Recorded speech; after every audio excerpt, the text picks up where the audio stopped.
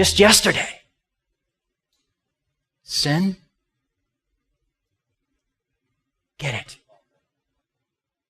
It happened by your choice.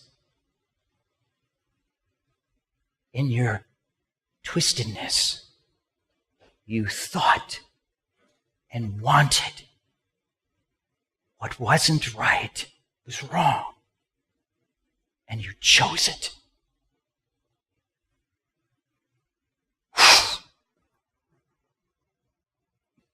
It's on you, this thing.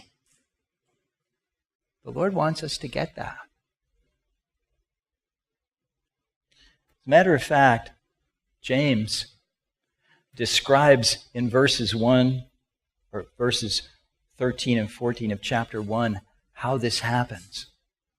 He says, when someone is tempted to sin, don't say I'm tempted by God, because God doesn't tempt anyone. Each man is tempted, enticed, and lured, comes into this thing by his own desires, by what you want. What you want. Say this with me. By what I want. Say this with me. By what I want. It's what you want. It's what I want. Each one is lured by his own desires and enticed. And when desire has conceived that I can do this, this is going on inside of us. It comes up in my thinking, I can do this. I want to do this. This may be fun to do. I might like this. I'm going to do this. That's the conception from desire. It gives birth to that which doesn't line up with God. Sin.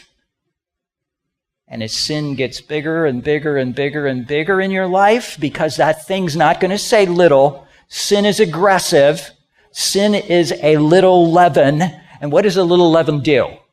A little leaven leavens the whole lump. It grows and it expands. That's what it does. Sin gets bigger, and when it gets bigger, it kills you.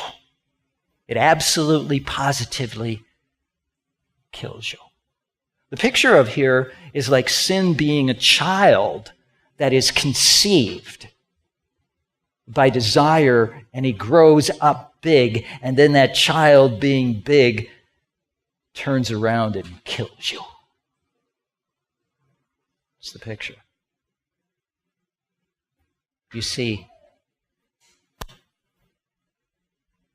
I get it. This desire, I have it.